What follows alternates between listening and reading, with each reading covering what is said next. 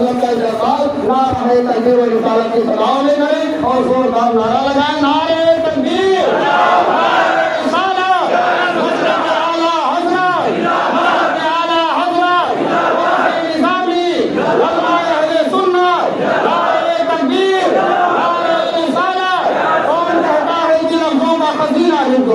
کون کہتا ہے کہ لفظوں کا خزینہ لکھ دو؟ ارے جن کی تختی پہ فقط لفظ مدینہ لکھ دو، اور موت آ جائے اگر گنبد خضرا کے قریب، موت آ جائے اگر گنبد خضرا کے قریب، ایسے مرنے کو بھی تاریخ میں جینا لکھ دو۔ معزز علماء کرام و سامعین اعظام، عزیز بچوں، نوجوان ساتھیوں، السلام علیکم ورحمۃ اللہ وبرکاتہ۔ الحمد للہ الذی ابدع الافلاک والارضین، والصلاة والسلام علی سید المرسلین وعلی آلہ واصحابہ المطہرین، اما بعد فاعوذ باللہ من الشیطان الرجیم، بسم اللہ الرحمن الرحیم، ان اولیاؤہ الا المتقون، صدق اللہ المولانا العظیم، وصدق رسوله النبي الأمين المتين الكريم، ونحن على ذلك لمن الشاهدين والشاكرين، والحمد لله رب العالمين۔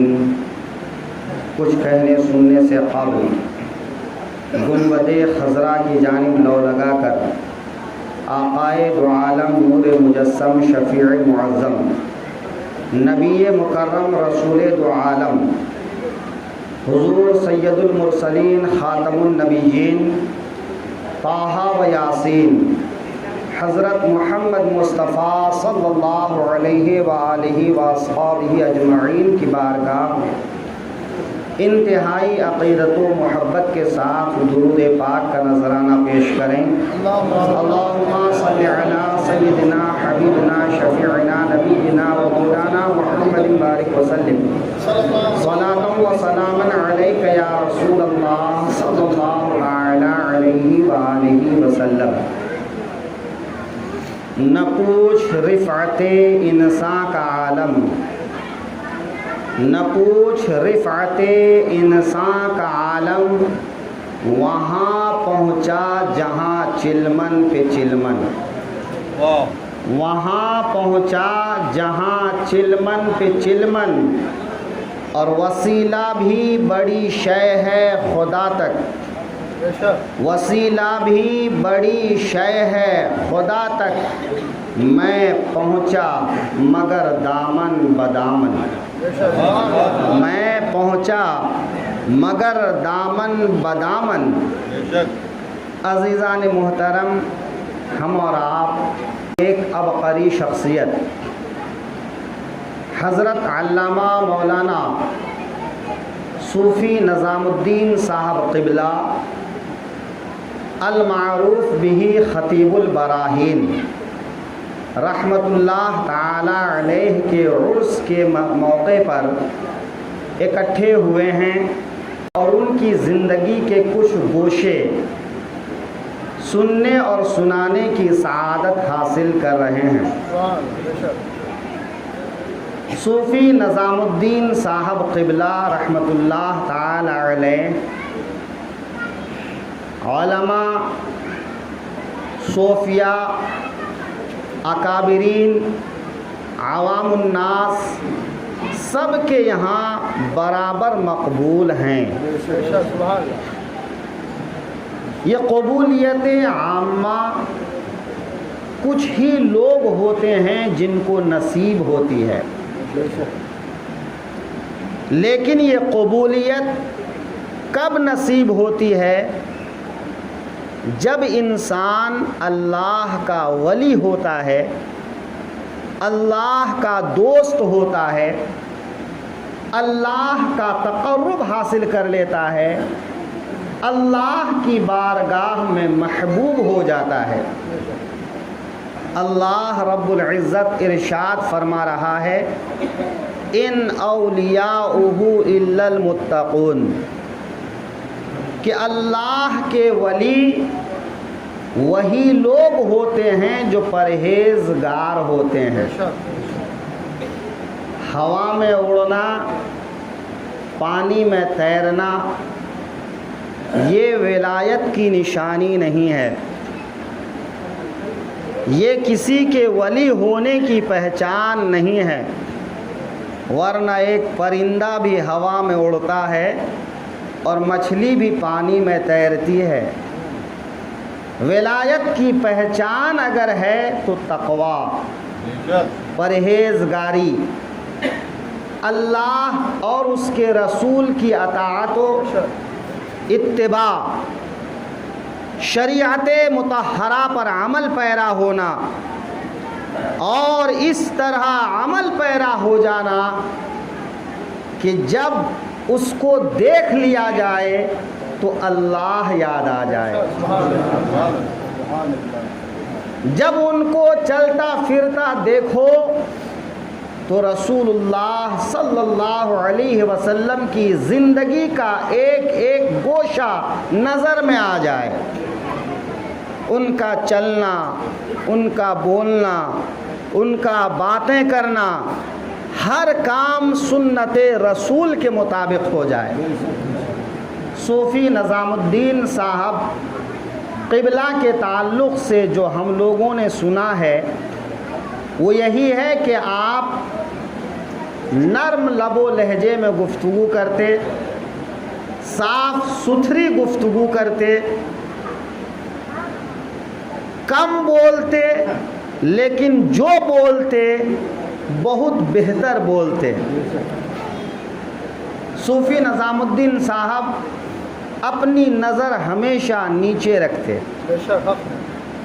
ان کی خاص علامت یہ ہوتی کہ وہ نظر ضرورتاً اونچی کرتے۔ صوفی نظام الدین صاحب قبلہ ایک دیندار کسان گھرانے میں پیدا ہوئے۔ آپ کی والدہ ماجدہ تہجد گزار اور دیندار خاتون تھیں۔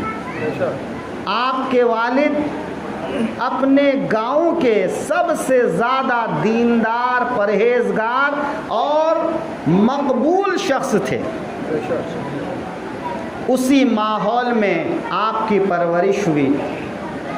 انسان جس ماحول میں پروان چڑھتا ہے زندگی میں اس کا رنگ نظر آتا ہے۔ آپ علیہ الرحمہ نے ابتدائی تعلیم کے بعد مختلف علماء کرام سے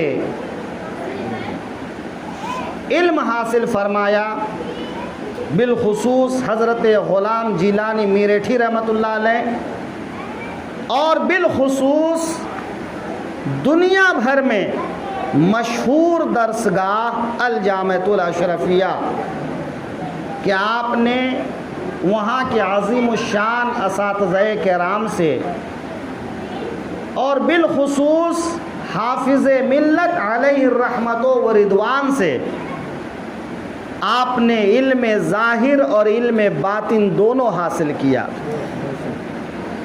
وہ طالب علم بڑا خوش نصیب ہے جس کو ان کا ہی استاد سننے کی تمنا کرے۔ استاذ اگر سن لیں یہ بڑی بات ہوتی ہے، لیکن صوفی نظام الدین صاحب قبلہ رحمۃ اللہ علیہ امر ڈوبھا میں ایک پروگرام میں مدعو تھے، اور الحمدللہ اس پروگرام کی سرپرستی حضور حافظ ملت خود فرماتے تھے۔ آپ اپنی نشست گاہ میں آرام فرما رہے تھے، لیکن آپ نے اپنے ساتھ والوں سے تاکید کر دیا تھا کہ جب صوفی نظام الدین صاحب کی تقریر کی باری آئے تو مجھے بیدار کرا دینا، مجھے جگا دینا۔ اور جب صوفی صاحب تقریر کے لیے اسٹیج پہ گئے تو حضور حافظ ملت اسٹیج پر تشریف لے گئے اور آپ نے پوری گفتگو سماعت فرمائی۔ حافظ ملت علیہ الرحمت و رضوان کی ایک کرم نوازی کسی کو نصیب ہوتی ہے، اور یہ کرم نوازی کب نصیب ہوتی ہے؟ جب واقعی شاگرد رشید ہو، جب طالب علم ہونہار ہو، تو ایک مشفق استاذ ان کے ساتھ میں شفقت کا معاملہ کرتا ہے، ان کی بہترین تربیت کرتا ہے۔ کہ ساتھی صوفی صاحب کہتے تھے، اصل میں کچھ اچھی چیزوں کے ساتھ کچھ غلط چیز بھی رائج ہو جاتی ہے۔ عموماً طلباء آپس میں ایک دوسرے کو چڑھانے کے لیے، طنز کرنے کے لیے صوفی صاحب کہتے ہیں، خاص کر ایسے بچوں کو جو بچے زیادہ شرارتی ہوتے ہیں، تو ان کی شرارت کو دیکھتے ہوئے بجائے اس کے کہ ان کو کوئی غلط لقب سے ملقب کرتے، بچے طنز کرتے ہوئے ان کو ایک مہذب لقب سے ملقب کرتے ہیں اور ان پر چوٹ کستے ہیں۔ بڑا صوفی آدمی ہے، بڑا اچھا بندہ ہے۔ تو یہ عام طریقہ ہے، لیکن کبھی کبھی اس کے برخلاف ہوتا ہے، اور یہ اکثر ہوتا ہے کہ آپس میں کچھ طلباء کی عزت کرتے ہیں، کچھ ساتھیوں کی عزت کرتے ہیں۔ دنیا عزت کرے الگ بات ہے، لیکن آپ جس ماحول میں رہتے ہیں، جو آپ کے آس پاس والے ہیں، وہ کم ہی عزت کرتے ہیں۔ دوست حقیقت کا اعتراف بہت کم کرتے ہیں، دوست تعریف بہت کم کرتے ہیں۔ ہم سبق ساتھی، ہم جماعت بچے ایک دوسرے کی تعریف بہت کم کرتے ہیں۔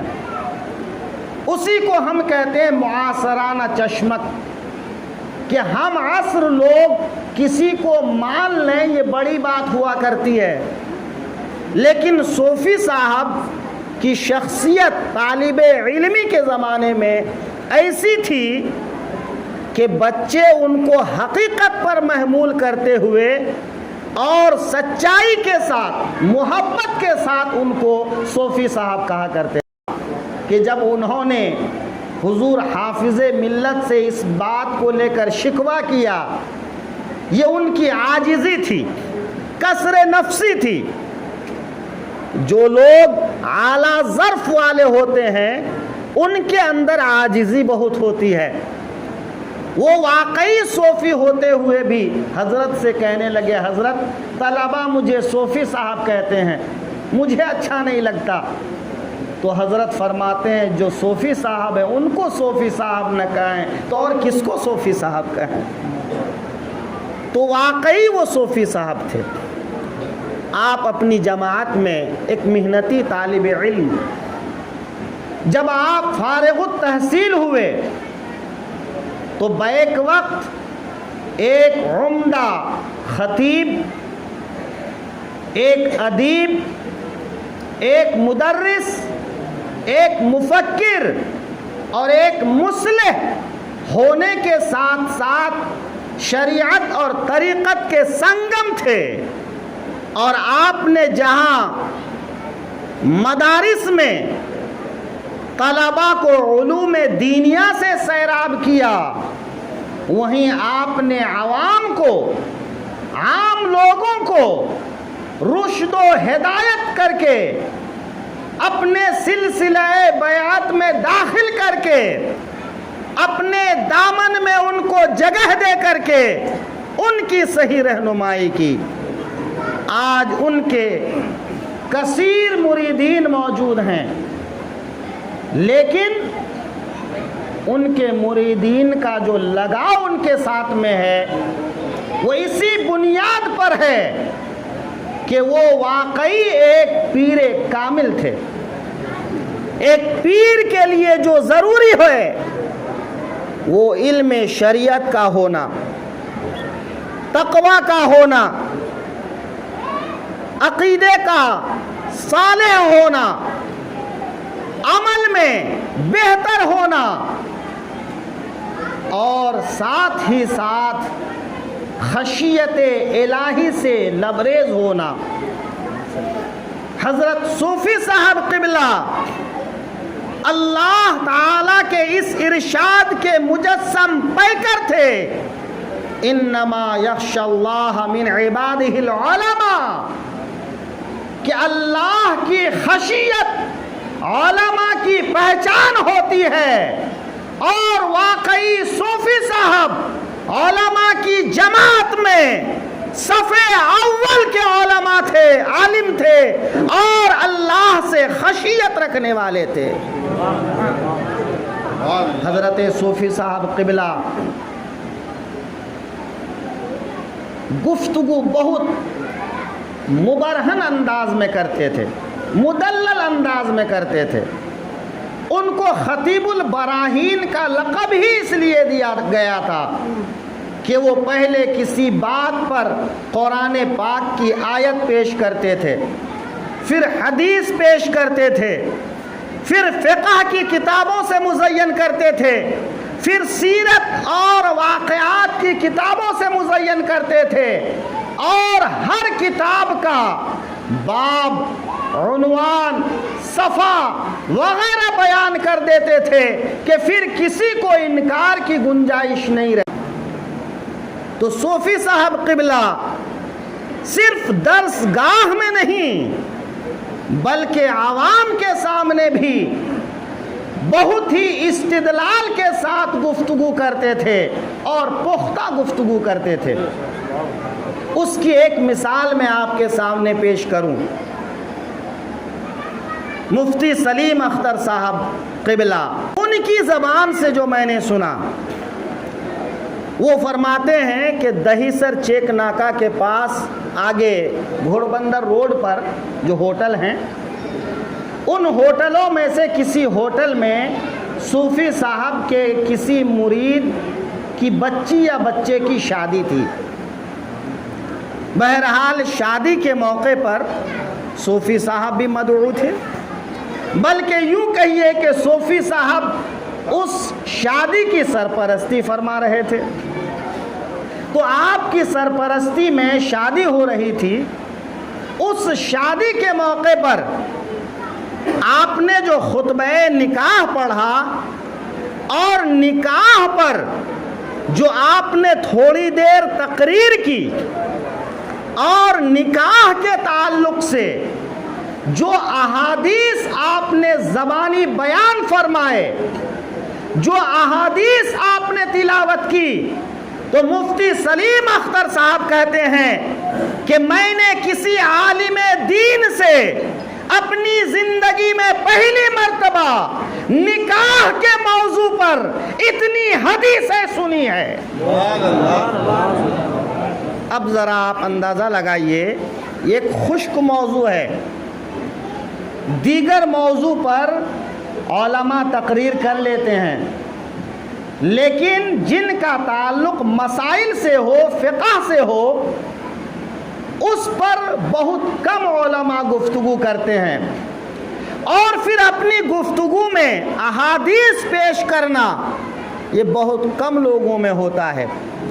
تو مفتی سلیم صاحب کہتے ہیں کہ میں نے اپنی زندگی میں پہلی بار کسی عالم کی زبانی شادی کے موقع پر خطبہ نکاح کے تعلق سے اتنی حدیثیں سنی ہیں۔ حضور صوفی صاحب قبلہ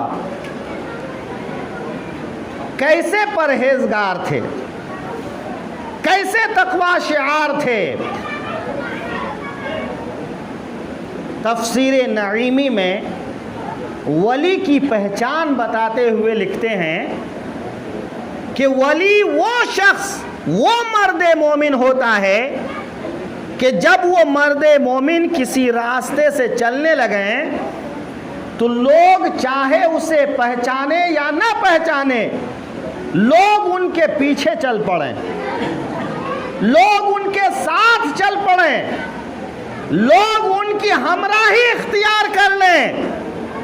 اور آپ دیکھیں صوفی صاحب کی زندگی کو کہ لوگوں کو ان سے جو محبت تھی، کہ جو ان کے مریدین تھے وہ تو مرید ہی تھے، لیکن جو حضرات مرید نہیں بھی ہوتے تھے، اگر صوفی صاحب کہیں تشریف لاتے تو لوگ جوق در جوق وہاں پہنچ جاتے، یہاں تک کہ اطراف کے علماء بھی پہنچ جاتے۔ تو یہ ان کی اللہ کے ولی ہونے کی پہچان ہے۔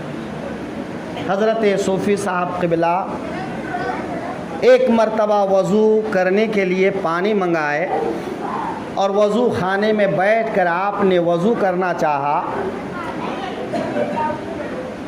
یہ پیام نظامی کر کے جو سہمائی رسالہ چھپتا ہے، اس رسالے میں نے پڑھا تھا۔ فرماتے ہیں کہ آپ کافی دیر تک مسواک سے کسی چیز کو یوں اٹھاتے ہیں اور اٹھا کے کنارے لگاتے ہیں، وضو خانے سے مسواک سے اٹھا کے کنارے لگاتے ہیں۔ دیر تک آپ یوں ہی کرتے رہے۔ جب آپ اس کام سے فارغ ہو گئے، وضو سے فارغ ہو گئے، تو کسی معتقد نے پوچھا، حضور آپ نے وضو کرتے ہوئے کافی دیر لگا دی، آپ مسواک سے کچھ اٹھا رہے تھے، کنارے رکھ رہے تھے، آخر آپ کیا کر رہے تھے؟ تو صوفی صاحب فرماتے ہیں کہ جب میں وضو کے لیے بیٹھا تو میں نے دیکھا کہ وضو خانے کی تہ میں چونٹیاں ہیں،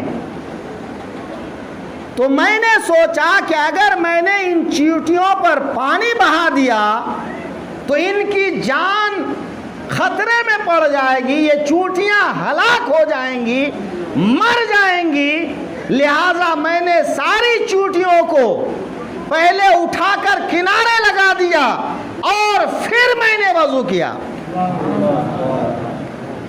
اس عمل کو نظر میں رکھیے، اور آقا کریم کی وہ حدیث جو بخاری شریف میں موجود ہے، المسلم من سلم المسلمون من لسانہ و یدہ، اس حدیث پاک کو نظر میں رکھیے کہ میرے آقا ارشاد فرماتے ہیں کامل مومن وہ شخص ہے جس کی زبان سے اور جس کے ہاتھ سے کسی مسلمان کو اذیت نہ پہنچے۔